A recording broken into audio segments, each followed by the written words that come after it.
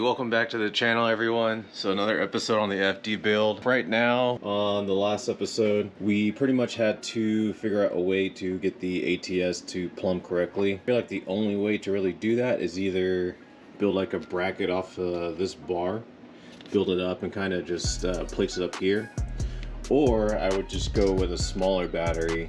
And I think I'm gonna do that with JP3 Motorsports. They said a really cool battery tray for like the Odyssey PC680 batteries. So I think I'm gonna go with that because I think aesthetically it's just gonna look cleaner in the engine bay.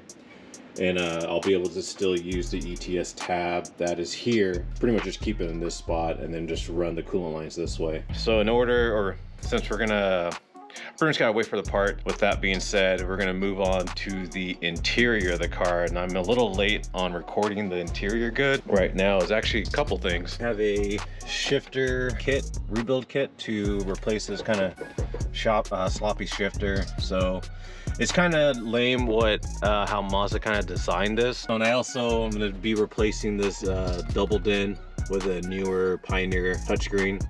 But now, kind of lame what Mazda did to access the radio is you have to pretty much remove your cluster and your shifter column here to get the access to these bolt or screws, excuse me, to get this guy out. So I thought I'd just knock, you know, two birds with one stone, get the cluster out and replace the shifter, bushings in the shifters. That is the plan.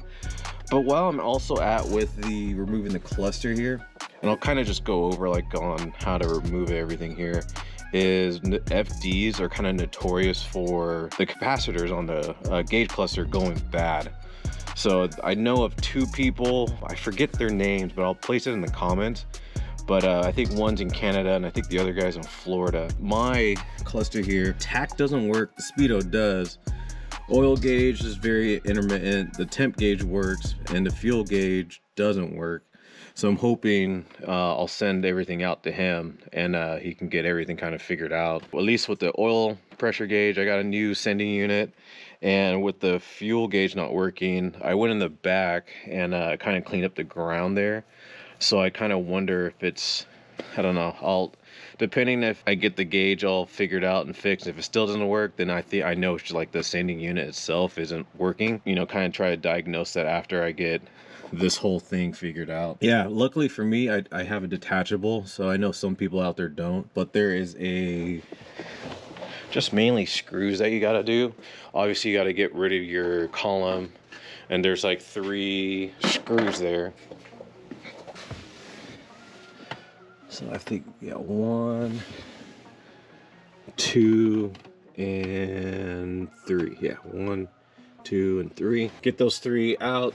The top one, they'll come out in one part, or 2 pieces, excuse me. From there is a shroud here that pretty much is where your heater vent goes. That is held on by 2 screws, and then there's these little clips right here that you'll just pull the vent line out of, and that will pop out.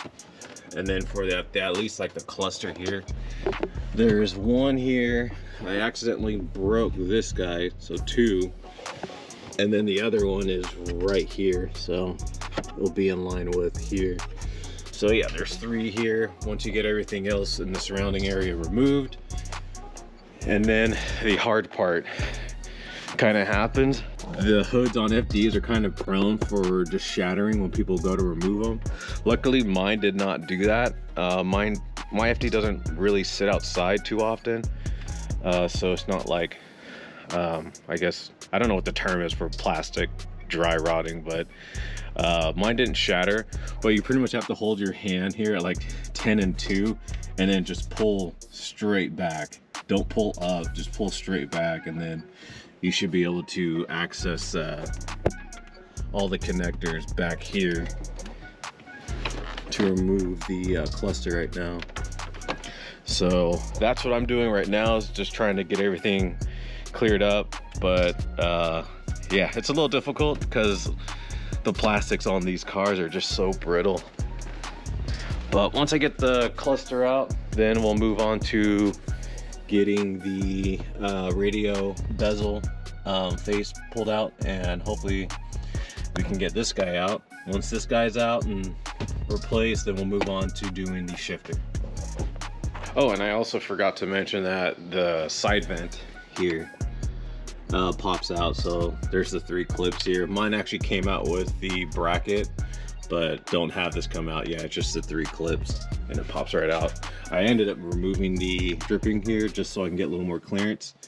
But yeah, just those 3 and those 3 clips and this should be right out. Gauge cluster's out. So I wouldn't say really difficult. I just don't really have a lot of dexterity on my fingers, but there's 4 connectors, but you gotta like push these 2 release mechanisms together to pop them out of the cluster.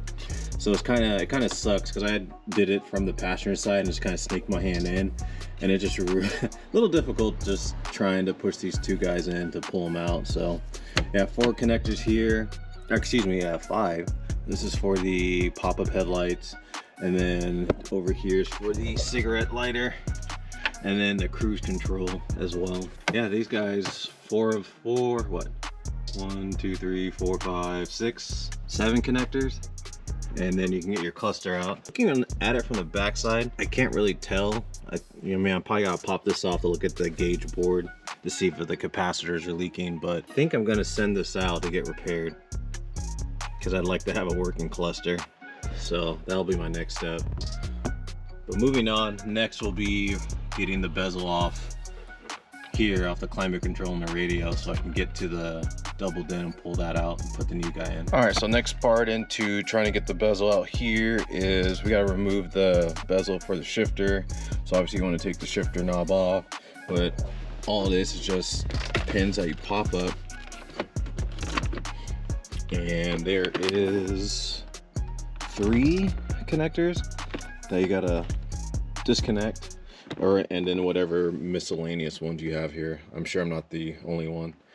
And then yeah, it should come right out, and that should expose. There should be 1 and then 2 here, and then the 2 right here, and then we should be able to pull this bezel off. But it also kind of helps now too, because since this will be off, we can get to the DVD and doing the shifter replacement. So owning like a late 80s, early 90s Japanese car, it's just these interiors, they just drive me nuts. Like I'm stressed out even trying just to remove these bezels, just because I'm gonna sneeze and it's just gonna crack or snap, you know. It just sucks sometimes. It looks like you gotta get a little more clearance to remove this guy, so I ended up removing the 2 fasteners here and then kind of just prying these back, these corners here, and then popping it up just to get these guys popped out. So I don't know if that's gonna help for anyone that's trying to do this, but yeah, this is just, I can't believe this is, I'm so stressed out right now. So hopefully I don't break anything. Bezel off and only 1 casualty, so I'm pretty stoked with that. All this plastic stuff is just stressing me out because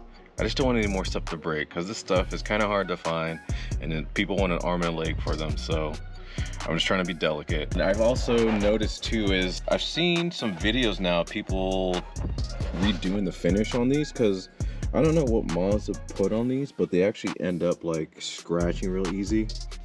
And I don't know, there is a gosh, I can't remember the video. I gotta post that video in the comments, just like how they did all the refinishing on these bezels, because it looked freaking sick. So I'm gonna try to do some more homework and see what products they use to do the refinish these guys, because if I'm sending out my cluster, I'm gonna have a lot of downtime of just painting these guys and just trying to get the interior looking good. Being here in the Pacific Northwest, I just need the temperature to come up a little bit and I can paint these hopefully in 1 day. So there's the shifter boot, pretty much came out in pieces, so I'm definitely going to be needing a new one of these.